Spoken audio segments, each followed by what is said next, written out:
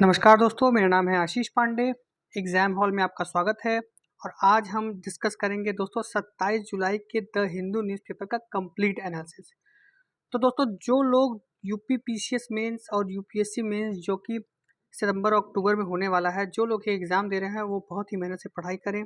और जो हमारे भाई बहन वो एग्ज़ाम न दे रहे हों, वो बीपीएससी प्रीलिम्स आने वाला है सितंबर में, उसकी जम के तैयारी करें। और बीपीएससी प्रीलिम्स के लिए हम लोगों ने एक कोर्स, शॉर्ट कोर्स कह सकते हैं, जिसमें कि जितने भी प्रीवियस ईयर क्वेश्चंस बीपीएससी में आए हुए हैं वो हमने एग्जाम हॉल में लॉन्च किया है। और डेली उसका वीडियो आपको मिलेगा दोस्तों हमारे चैनल पे फ्री ऑफ कॉस्ट। और उसका जो मटेरियल है वो भी हमारे टेलीग्राम चैनल पे मिल जाएगा आपको। तो दोस्तों, आप बहुत ही तोड़ तरीके से तैयारी करिए बीपीएससी की प्रीलिम्स की, और हमारे चैनल से सारी सहायता लीजिए और उसका लाभ उठाइए और एग्ज़ाम क्रैक करिए। चलिए दोस्तों, और इवन जो लोग बीपीएससी प्लान कर रहे हो और प्रीलिम्स और मेंस यूपीएससी और पीसीएस का दे भी रहे हो, वो भी इसको ज़रूर देखें, क्योंकि दोस्तों ये 10 से 12 मिनट का वीडियो होता है जो आपको काफ़ी इन्फॉर्मेटिव चीज़ें बताएगा, जो आपके एग्जाम पॉइंट ऑफ व्यू के लिए बहुत इंपॉर्टेंट है। लगभग 50 से 60% क्वेश्चन दोस्तों उसी से आ जाएंगे। बाकी आपकी मेहनत है और आपकी किस्मत भी। चलिए आगे बढ़ते हैं दोस्तों, और आज देखते हैं आज के न्यूज़पेपर के पहले खबर से शुरू करते हैं।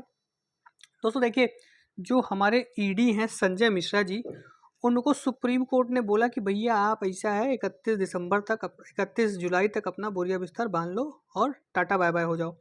तो उस पे केंद्र सरकार ने कहा है कि भैया इनका जो है कार्यकाल वो है अक्टूबर 15 तक। और सॉरी दोस्तों, इनको 27 जुलाई तक बोला है कि अपना बोरिया बिस्तर बांध लें। तो इनका कार्यकाल है अक्टूबर 15 तक। तो और इनके कार्यकाल को दोस्तों 5 साल बढ़ा के किया गया है। दोस्तों, जैसा कि मैंने आपको बताया था कि 2 स्पेशल एक्ट थे, हमने अपने इस वीडियोज़ में, हिंदू डिस्कशन में के वीडियोज़ में डिस्कस किया था कि 2 एक्ट्स को अमेंड किया गया था। Central vigilance commission amendment bill 2021 और Delhi special police establishment amendment bill 2021। ये 2 बिल को अमेंड किया गया था। और सीवीसी अमेंडमेंट बिल के हिसाब से ईडी जो है, इन्फोर्समेंट डायरेक्टरेट के जो चीफ हैं, उनका कार्यकाल 2 साल से बढ़ा के 5 साल कर दिया गया था। और ये जो 5 साल का एक्सटेंशन है वो एक साल के टर्म में दिया गया था। और Delhi special police establishment amendment bill के अंतर्गत जो सीबीआई के चीफ हैं, उनके साथ भी यही किया गया था। उनका भी कार्यकाल 2 साल से बढ़ा के 5 साल कर दिया गया था, with one year extension for 3 years और 1 ईयर एट अ टाइम। तो मतलब एक साल का एक्सटेंशन उनको 3 साल में मिल जाता। तो सुप्रीम कोर्ट ने बोला कि भैया ये ऐसा है कि अब जो संजय मिश्रा जी हैं वो आप काफ़ी दिन रह लिए हैं अपने पोस्ट पे, अब आप करिए रिजाइन और आप 27 जुलाई से पहले रिजाइन कर दीजिए। लेकिन अब केंद्र ने बोला है कि भैया जो FATF है, फिनेंशियल एक्शन टास्क फोर्स, इसके बारे में अभी डिस्कस करेंगे। इसकी एक रिव्यू चल रही है, कंट्री रिव्यू, मतलब वो कंट्री का रिव्यू कर रहा है कि किसको कौन से अच्छे कंट्रीज़ हैं, कौन से ग्रे लिस्ट में जाने वाले कंट्रीज़ हैं, कौन से ब्लैक लिस्ट में जाने वाले कंट्रीज़ हैं। तो उस सिचुएशन में संजय मिश्रा जी का रोल बहुत इंपॉर्टेंट हो गया है, और इसीलिए उनको उनका जो टर्म है 15 अक्टूबर तक रहने दिया जाए। और इसकी ये जो FATF का रिव्यू है उसको पूरा करने में उनकी सहयोग की ज़रूरत पड़ेगी, और इसको पूरा हो जाने दिया जाए, तभी वो अपने पद को छोड़ें। तो ये पूरा मामला है दोस्तों। तो चलिए अभी देखते हैं FATF क्या है। दोस्तों देखिए, FATF एक इंटरनेशनल वॉचडॉग है जो मनी लॉन्ड्रिंग और टेरर फाइनेंसिंग पे अपनी नज़र रखता है। और इसको बनाया कौन था? इसको G7 समिट हुई थी 1989 में पेरिस में, वहाँ इसको बनाया गया था। इसका काम क्या है दोस्तों? ये काम करता है कि ये ग्लोबल फाइनेंशियल सिस्टम में लूपहोल्स ढूंढता है और उसको एड्रेस करता है। कौन से लूपहोल? ऐसे लूपहोल जिससे टेरर फाइनेंसिंग होती है, मनी लॉन्ड्रिंग होती है, और भी जितने गलत काम है, पैसों का जो गलत उपयोग होता है, ब्लैक को वाइट में कन्वर्ट किया जाता है, ये सारी जो गतिविधियां हैं उनको वो पहचानती है और उसको एड्रेस करती है। दोस्तों FATF में अभी 39 मेंबर्स हैं और इंडिया भी इसका एक मेंबर है। और FATF का डिसीजन मेकिंग बॉडी को क्या कहते हैं दोस्तों? प्लेनरी कहते हैं। और ये 1 साल में 3 बार मिलता है। और इसकी जो मीटिंग्स हैं FATF की, उसको 206 कंट्री अटेंड करती हैं। और एक ग्लोबल नेटवर्क है इसका 206 कंट्री का, जिसमें उसके मेंबर्स भी हैं और कुछ ऑर्गेनाइजेशंस भी हैं, जिसमें वर्ल्ड बैंक है, यूनाइटेड नेशंस है। और ये सारे ऑर्गेनाइजेशंस और कंट्रीज़ मिलके इसके ग्लोबल नेटवर्क को कंप्राइज करते हैं और ये साल में 3 बार मिलते हैं, इनकी प्लेनरी होती है। अब देखिए FATF की ग्रे और ब्लैक लिस्ट। दोस्तों ग्रे लिस्ट, ब्लैक लिस्ट, इसका नाम आपने बड़ा सुना होगा। आज बताते हैं ये क्या है। देखिए दोस्तों, जब प्लेनरी की मीटिंग खत्म हो जाती है तो FATF 2 लिस्ट के साथ आती है। उस लिस्ट में कौन होते हैं? अलग अलग कंट्रीज होते हैं, और उन लिस्ट का नाम क्या है? ग्रे लिस्ट और ब्लैक लिस्ट। ग्रे लिस्ट उन कंट्रीज को कंसिस्ट करता है कि जिनके जुरिस्डिक्शन में जो पैसा फ्लो हो रहा है, जो पैसा वहाँ जा रहा है, जो वहाँ से आ रहा है, उन पैसों में इंक्रीज मॉनिटरिंग, मतलब उन पैसों पे नज़र रखने की ज़रूरत है दुनिया को, क्योंकि हो सकता है वो पैसा टेरर फाइनेंसिंग के लिए यूज़ हो रहा हो, या किसी टेररिस्ट ग्रुप के द्वारा, या किसी इलिजिटिमेट जो वहाँ के वो एक्स्ट्रा गवर्नमेंट एंटिटी द्वारा वो जो पैसा हो इलीगल तरीके से दूसरे देश में भेजा जा रहा हो, जिसका उपयोग टेररिस्ट एक्टिविटी के लिए हो सकता है किया जाए। तो ऐसे जो फाइनेंशियल एक्टिविटीज़ इन कंट्रीज से होंगी जो ग्रे लिस्ट में है, उन पे बहुत नज़र रखने की ज़रूरत है, क्योंकि हो सकता है कि ये सारे इनके इनके जुरिस्डिक्शन में जो पैसे का आदान प्रदान हो रहा है वो टेरर एक्टिविटी के लिए यूज़ हो सकता है। इसके लिए दोस्तों जो वॉच डॉग है, मतलब इन कंट्री के लिए जो FATF है, वो मेंबर्स को ड्यू डिलिजेंस रखने के लिए कहता है कि वो अपना, मतलब वो ये नहीं बताता उनको कि आपको क्या करना है, उनको ये कहता है कि आप खुद मेजर्स लीजिए ये देखने के लिए कि इन कंट्री से जो पैसा आ रहा है वो लेजिटिमेट है कि नहीं। इस समय दोस्तों 23 कंट्रीज ग्रे लिस्ट में है, जिसमें हमारा प्यारा पड़ोसी पाकिस्तान भी है। और ब्लैक लिस्ट जो होता है दोस्तों, वो तो सबसे खराब लिस्ट है। ब्लैक लिस्ट में क्या होता है दोस्तों कि जो कंट्री ब्लैक लिस्ट में आते हैं, वो उनके जुरिस्डिक्शन में जो भी पैसा है वो FATF बताती है कि बहुत हाईली रिस्क्ड पैसे हैं, ये हो सकता है कि टेररिस्ट ग्रुप द्वारा फाइनेंस किया जा रहा हो, इसकी संभावना बहुत ज़्यादा है।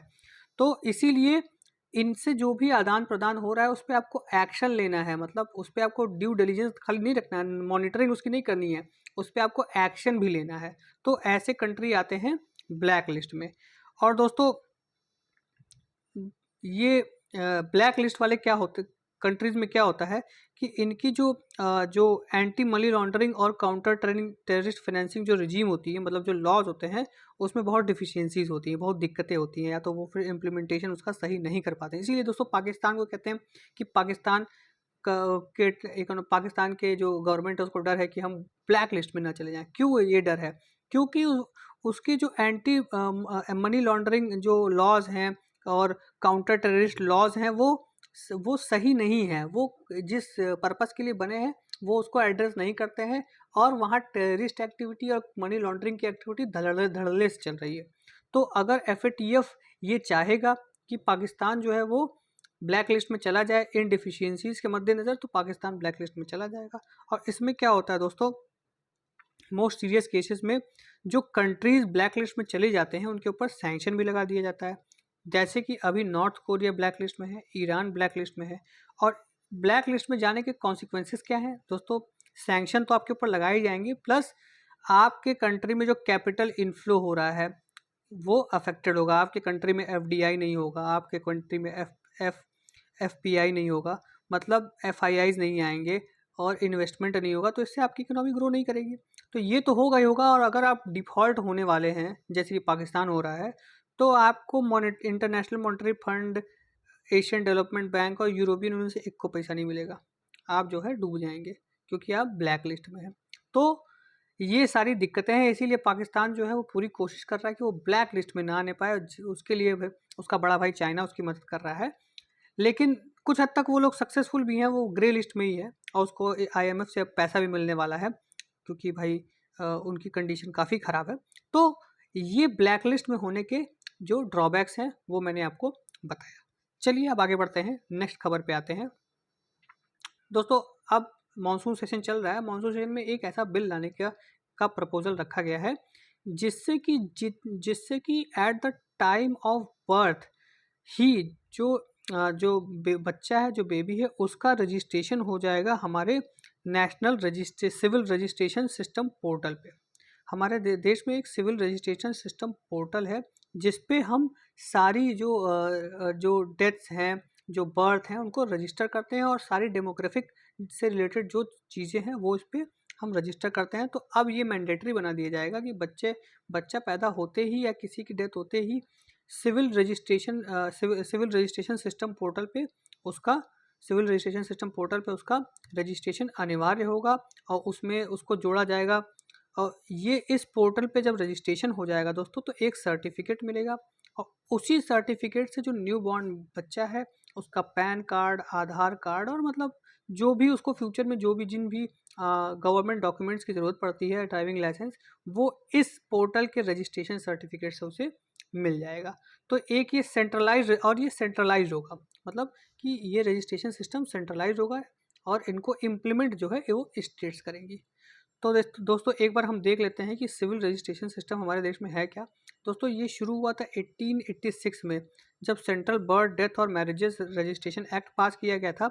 और ये वॉलंटरी रजिस्ट्रेशन था, मतलब इसमें ज़रूरी नहीं है कि आपको मैंडेटरी रजिस्टर करना है, ये वॉलंटरी था, लोग चाहें तो करें चाहे तो ना करें।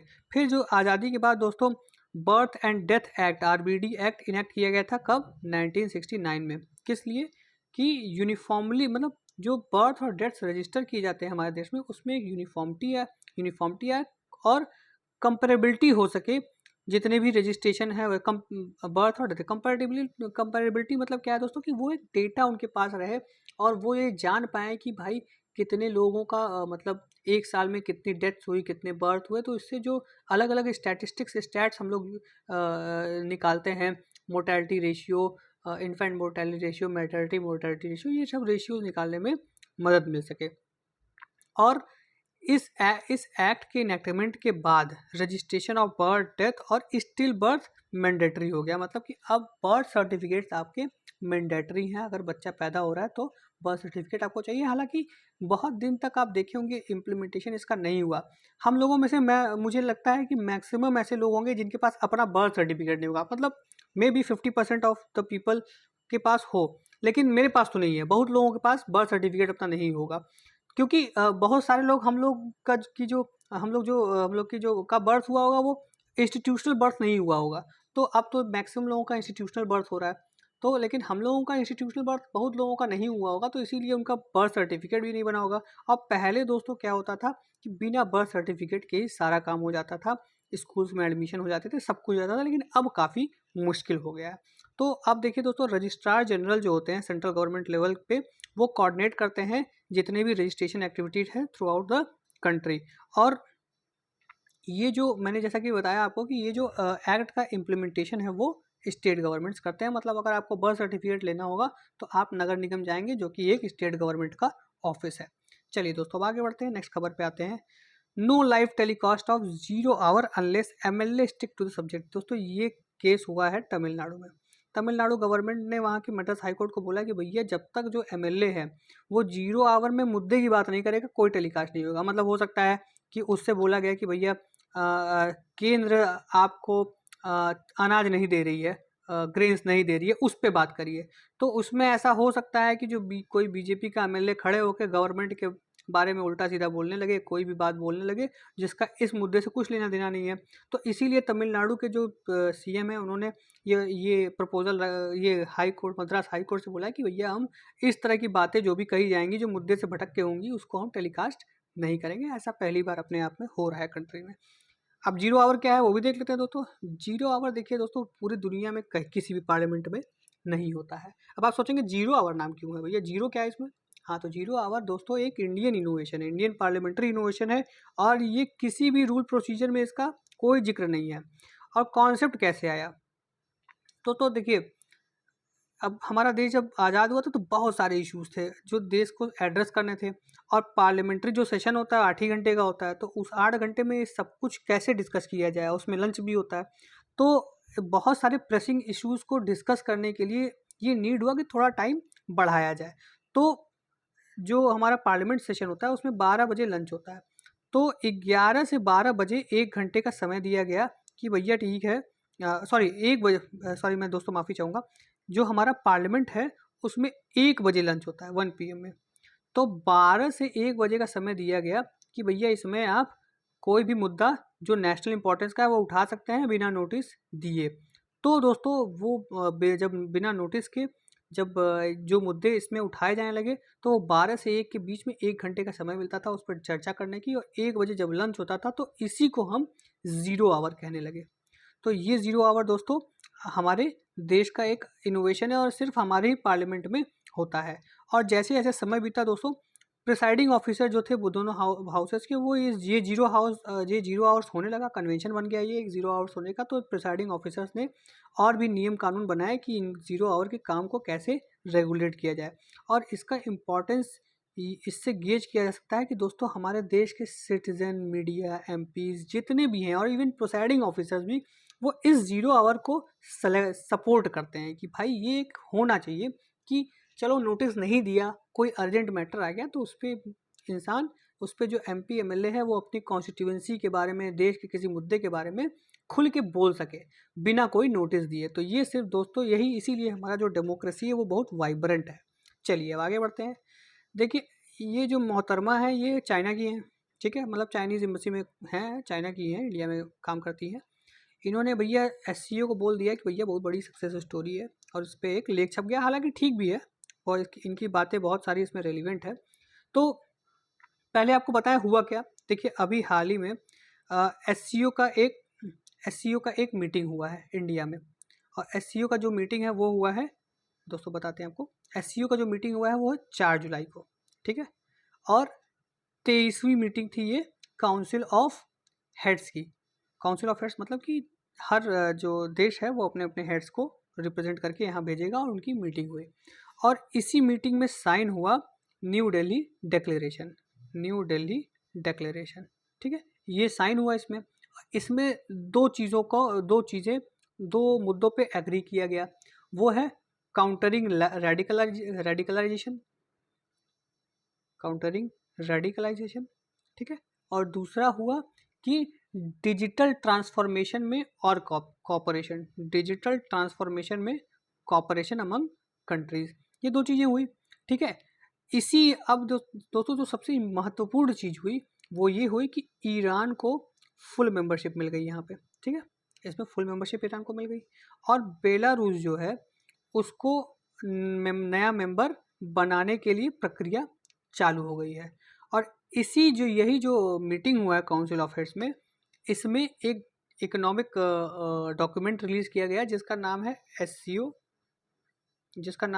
एससीओ इकोनॉमिक डेवलपमेंट स्ट्रेटेजी 2030, ठीक है, एससीओ इकोनॉमिक डेवलपमेंट स्ट्रेटेजी 2030। तो इतनी चीज़ें इस मीटिंग में हुई है। तो अब ये मैडम बोल रही हैं कि भैया देखिए ये एससीओ बहुत ही रेलिवेंट एक ऑर्गेनाइजेशन है as far as multilateralism is concern. तो देखिए दोस्तों इस समय सबसे ज़्यादा मल्टीलैटरलिज्म की ज़रूरत किसे है। हालांकि मल्टीलैटरलिज्म दुनिया में होनी चाहिए, लेकिन मल्टीलैटरलिज्म की बात सबसे ज़्यादा इस समय चाइना कर रहा है, क्योंकि चाइना और यूएस में इस समय ट्रेड से लेके जियोपॉलिटिकल से लेके हर मुद्दे पे इनकी नहीं बनती है। और ख़ासकर जब यूक्रेन और रशिया वॉर हुआ है तो ये दोनों अपने आप को फेंस के अलग अलग डायरेक्शन में पा रहे हैं। यूएस यूक्रेन के साथ है और चाइना और रशिया के साथ है। तो दोस्तों इसी पे अब चाइना इस तरह की जो ऑर्गेनाइजेशन है जैसे कि ब्रिक्स हो गया और एससीओ हो गया, इनको पूरा रिवाइव करने की कोशिश कर रहा है। वो इसलिए कर रहा है क्योंकि दोस्तों जो कंट्रीज एससीओ और ब्रिक्स में है वो अपने आप में एक बहुत बड़ी इकोनॉमीज़ हैं। वो अपने आप में चाहें तो सेल्फ सस्टेनेबल इकोनॉमीज़ बना सकती हैं। और अगर ये इकोनॉमिक इंटीग्रेशन अगर ब्रिक्स और एससीओ कंट्रीज़ में हो जाए तो वेस्टर्न सैंक्शंस का इन कंट्रीज़ पे कोई फ़र्क नहीं पड़ेगा। आप ही सोचिए ब्राज़ील, रसिया, इंडिया, चाइना, साउथ अफ्रीका अगर एक तरह से मतलब फ्री ट्रेड कर दें कि भैया हम लोग एक इकोनॉमिक यूनियन है तो हम एक कॉमन करेंसी चलाएंगे, तो आपको लगता है कि डॉलर की ज़रूरत पड़ेगी हमें? आपको लगता है किसी मल्टीलैटरल कोई भी सैंक्शन हमें इफ़ेक्ट करेगा? नहीं करेगा। लेकिन दोस्तों ऐसा होना बहुत ही मुश्किल है, मुझे लगता है इम्पॉसिबल है, क्योंकि एससीओ के जो मेंबर्स हैं वो उनका आपस में ही एक मत एक राय नहीं है। ये मैडम तो कह ही रही है, ठीक है, ये तो भाई एम्बेसी में है, ये तो अच्छी अच्छी बातें कह रही है, लेकिन आप ये देखिए कि एससीओ में कौन कौन है। इंडिया है, चाइना है, इंडिया है, चाइना है, पाकिस्तान है, रशिया है। अब देखिए दोस्तों ईरान भी आ गया। अब देखिए दोस्तों इंडिया चाइना की नहीं बनती, इंडिया पाकिस्तान की नहीं बनती, पाकिस्तान ईरान की नहीं बनती, पाकिस्तान इंडिया की नहीं बनती। अब इतने सारे जब इसमें मतभेद होंगे तो आप सोच सकते हैं कि एससीओ जैसे ऑर्गेनाइजेशन जो है वो इकोनॉमिक इंटीग्रेशन की बात कर सकती है? बिल्कुल नहीं कर सकती है, क्योंकि बहुत सारे कंट्रीज में ही आपस में मतभेद हैं। इसीलिए एक पावर डिवीजन अभी भी देखा जा रहा है। कहीं न कहीं इंडिया को वेस्टर्न कंट्रीज की तरफ देखा जा रहा है। हालांकि इंडिया हमेशा एक अपना न्यूट्रल पोजीशन बना के रखता है और किसी भी कंट्री के दबाव में कभी नहीं आया, चाहे वो यूक्रेन वॉर हो, चाहे रशिया वॉर हो, चाहे वो कोई भी जियोपॉलिटिकल इशू हो, उसमें खुल के बेपागे से अपनी राय रखी और नेशनल इंटरेस्ट को सबसे ऊपर रखा। तो इसी की वजह से अपने नेशनल इंटरेस्ट की वजह से हमारा जो मतभेद है वो चाइना और पाकिस्तान से है। इसीलिए ये एससीओ जैसा जो ऑर्गेनाइजेशन है वो अभी मल्टीलैटरलिज्म को प्रमोट तो कर रहा है, लेकिन फुल मल्टीलैटरलिज्म वो ला पाएगा, इस पे अभी बहुत संशय है, बहुत डाउट है।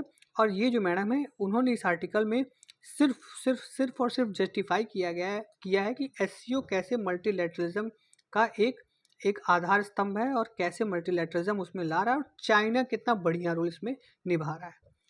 तो चलिए दोस्तों एससीओ के बारे में थोड़ा जान लेते हैं। एससीओ के बारे में मैंने काफ़ी बार यहाँ बताया है।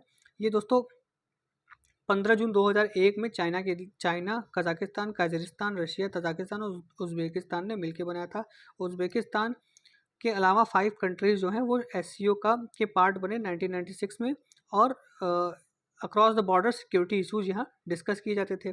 और फिर कॉपरेशन को एससीओ का नाम दिया गया जब उज़्बेकिस्तान ने 2001 में इसको ज्वाइन किया। और एससीओ के में करेंटली कौन कौन से मेंबर हैं? China, India, Kazakhstan, Kazakhstan, Russia, Pakistan, Tajikistan, Uzbekistan और अब ईरान भी ऐड हो गया है। ठीक है दोस्तों।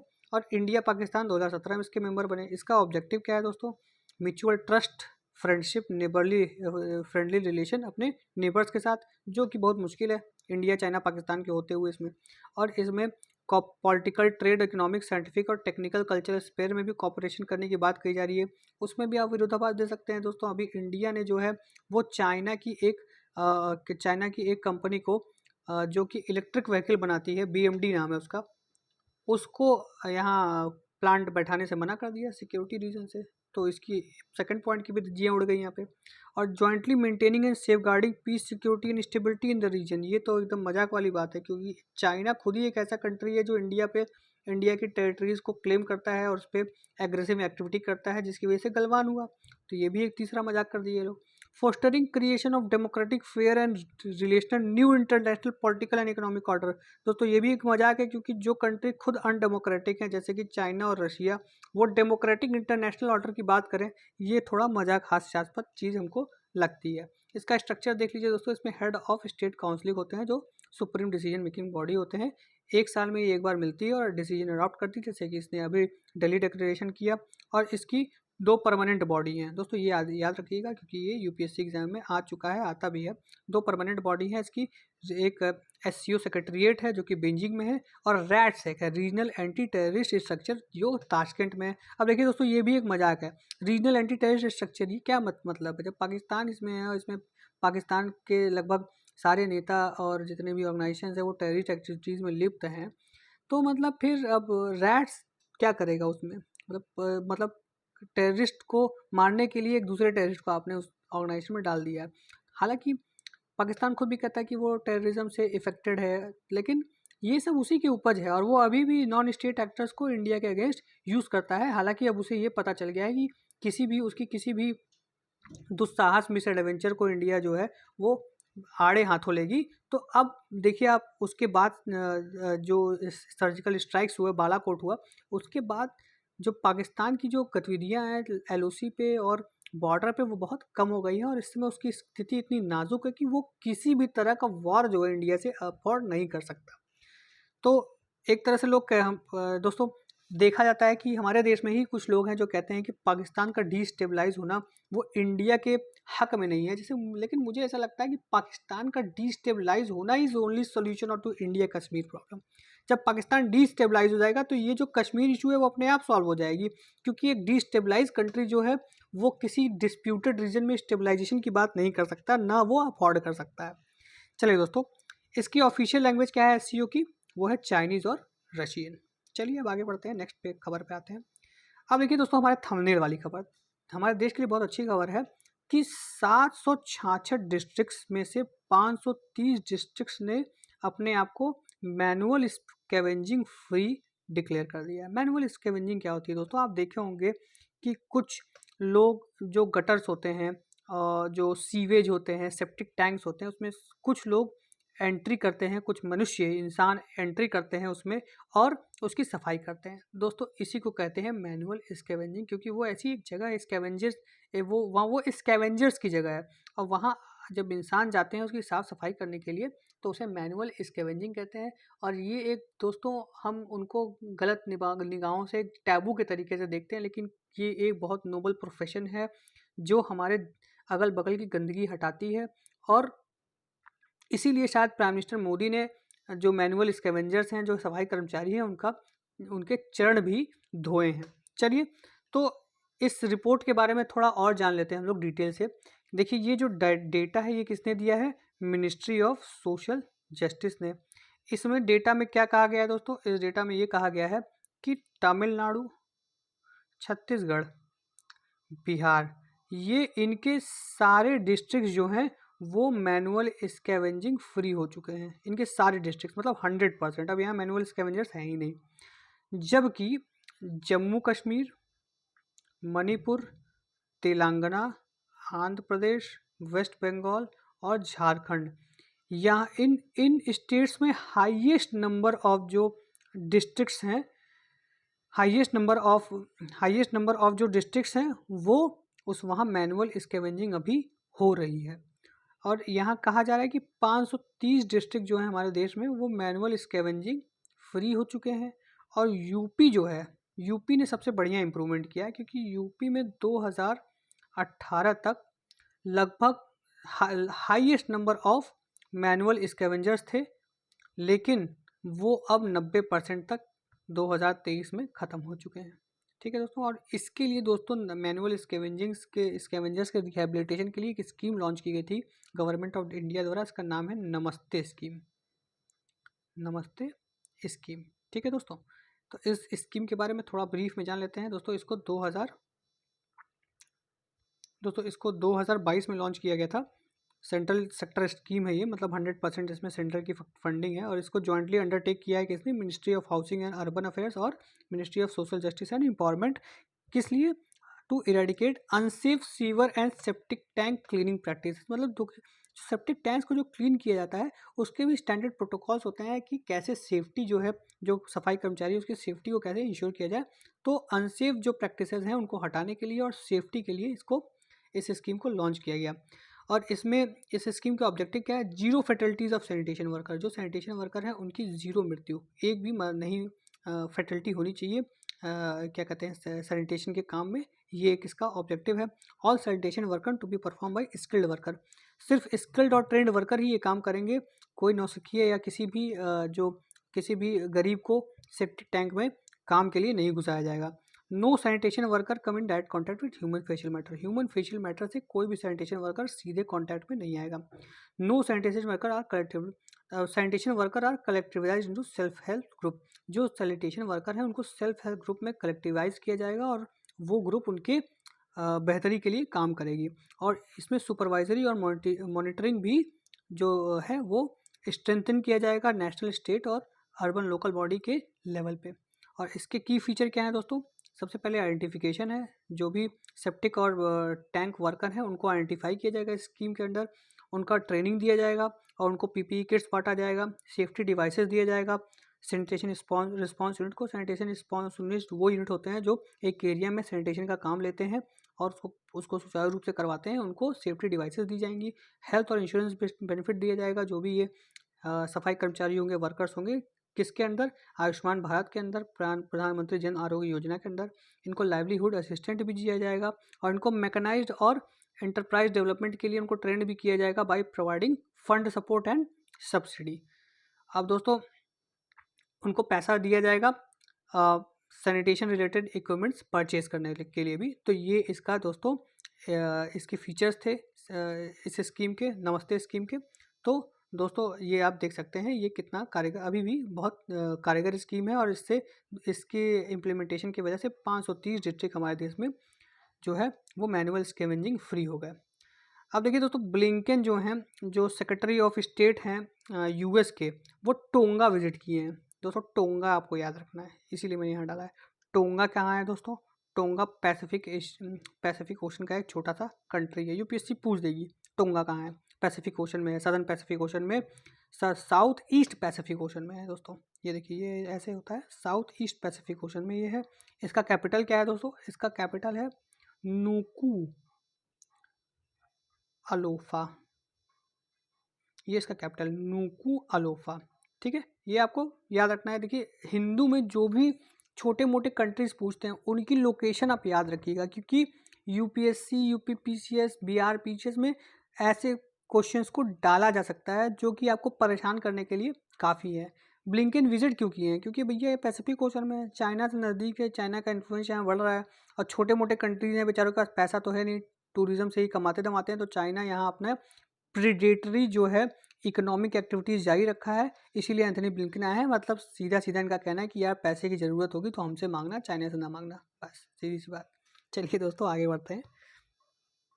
अब देखिए गो फर्स्ट एयरलाइंस जो है हमारे देश में, तो वो दिवालिया हो चुका है, इंसॉल्वेंट हो चुका है। ठीक है, और अभी ये मुद्दा उठा कि भैया जो लीजर्स हैं, जो लीज पे प्लेन्स देते हैं गो फर्स्ट एयर को, उन्होंने कहा कि भैया हमने जो लीज पे प्लेन दिया है उसको तुम उड़ाओगे नहीं हवा जहाज़ में। तो उस पर नेशनल कंपनी लॉ ट्राइब्यूनल ने कहा ना, लीज प्लेन को ये उड़ाएंगे, क्योंकि अभी इंसॉल्वेंसी की जो प्रक्रिया है वो पूरा नहीं हुई है, और दूसरा ये अभी भी डीजीसीए से as a registered aircraft company वो रजिस्टर्ड हैं और ये फ्लाइट ऑपरेशंस अभी भी कर सकते हैं, भले इनका इंसॉल्वेंसी जो है वो प्रक्रिया में है। इंसॉल्वेंसी क्या होता है दोस्तों? जब कोई कंपनी अपने जो डेब्ट ऑब्लिगेशंस हैं, जो मतलब उसने उधार लिए हैं, वो पूरा न कर पाए तो उसको इंसॉल्वेंट कहते हैं, और इसी इंसॉल्वेंट कहते हैं। और इसी स्थिति में इनका डिसोल्यूशन होता है। डिसोल्यूशन मतलब कि इनके जो एसेट्स और लाइबिलिटीज़ हैं उनको उनको नीलाम किया जाता है, बेचा जाता है, ताकि ये कंट्रीज़ के जो इन्वेस्टर्स हैं उनको कोई ज़्यादा घाटा ना हो। तो ये प्रोसेस अभी गो फर्स्ट के लिए चल ही रहा है, लेकिन गो फर्स्ट के जो लीजर्स हैं जिन्होंने उनको प्लेन लीज में दिया है उड़ाने के लिए, उन्होंने कहा कि ये गो फर्स्ट कंपनी प्लेन को नहीं उड़ा सकती है। तो इसी पे जो नेशनल कंपनी लॉ ट्राइब्यूनल है उसने कहा ना, गो फर्स्ट उड़ा सकती है भैया, क्योंकि अभी ये डीजीसीए से रजिस्टर्ड है और अभी इसकी इंसॉल्वेंसी प्रोसेस पूरी हुई नहीं है। नेशनल कंपनी लॉ ट्राइब्यूनल के बारे में देख लेते हैं दोस्तों। ये क्वाजी जुडिशियल बॉडी है जो कि कंपनीज़ के सॉल्वेंसी रिलेटेड जो डिस्प्यूट्स है उनको देखती है। इसका इस्टेब्लिशमेंट कब किया गया था दोस्तों? 2016, 1 जून 2016। किसके अंतर्गत? कंपनीज एक्ट 2013 के अंतर्गत। इसको किसके रिकमेंडेशन बनाया गया था दोस्तों? ये बहुत इंपॉर्टेंट है, वी बालाकृष्णन इरादी कमेटी। ये क्वेश्चंस आते हैं दोस्तों, क्वेश्चन आ जाएगा कि एक्स वाई जेड कमेटी और किस पे बनाया गया, और ये बहुत ही टफ डिफ़िकल्ट हो जाता है अगर आपको एक दो भी नहीं पता है इसमें, तो यू मतलब आपका खेल ख़त्म हो जाता है। तो आप इस तरह की जो कमिटीज़ पे न्यूज़पेपर में दी जाती हैं, उनको आप ज़रूर कहीं नोट करके रखिए और एग्जामिनेशन टाइम पे उनको रिवाइज करिए। कंपोजिशन क्या है दोस्तों इसका? इसमें जुडिशियल और टेक्निकल मेंबर होते हैं। टर्म क्या होता है? 5 साल 65 ईयर जो उसके मेंबर्स होते हैं उनका। और स्ट्रक्चर क्या है दोस्तों? इसके 11 ब्रांचेस है, 2 नई दिल्ली में है और बाकी कहाँ है? अहमदाबाद, इलाहाबाद मतलब प्रयागराज, बेंगलुरु, चंडीगढ़, चेन्नई, गुवाहाटी, हैदराबाद, कोलकाता और मुंबई। चलिए दोस्तों अब आगे बढ़ते हैं। दोस्तों फास्ट रेडियो बर्स्ट की बात यहाँ कही जा रही है, ये साइंस वाला जो पेज है उसका हिस्सा है। फास्ट रेडियो बर्स्ट की बात की जा रही है। एक मिस्टीरियस रेडियो फ्लैशेज हैं जो स्पेस से आते हैं कुछ सेकंड्स के लिए और वहाँ से फिर गायब हो जाते हैं, और ये कहाँ से आते हैं ये अभी तक पता नहीं चल पाया है। तो MIT की एक स्टडी थी, उसमें इसके बारे में बात की गई। तो बस देख लेना है आपको कि फास्ट रेडियो बर्स्ट होते क्या हैं। ये एक ब्राइट फ्लैश ऑफ लाइट होते हैं जो फ्यू मिली सेकेंड्स के लिए आते हैं और फिर वैनिश हो जाते हैं। और कहाँ से आते हैं? स्पेस से। और ये डिस्कवर किए गए थे 2007 में, और उसके बाद 140 और एफआरबीज को 2021 तक देखा गया है। और इनका ओरिजिन अभी अननोन है, ये कहाँ से आते हैं ये पता नहीं है, ऐसा एमआईटी कहती है। और हो सकता है ये किसी गैलेक्सी जो कि मर रहा हो, जिसमें कुछ एक्सप्लोजन्स हो रहे हैं, वहाँ से आ रहा हो, लेकिन अभी इसे कंफर्म नहीं किया जा सकता। तो ये बहुत बड़ा दोस्तों एक आर्टिकल निकला है इसके बारे में, बहुत डिटेल में आपको जानने की जरूरत नहीं है, लेकिन हाँ एफआरबी फास्ट रेडियो बर्स्ट क्या होता है ये आप जानते रहिए। तो दोस्तों ये था आज का द हिंदू एनालिसिस। अगर आपको अच्छा लगा हो तो हमारे चैनल को लाइक करिए, शेयर करिए और सब्सक्राइब तो सर जरूर कर दीजिए। दोस्तों जय हिंद, जय भारत।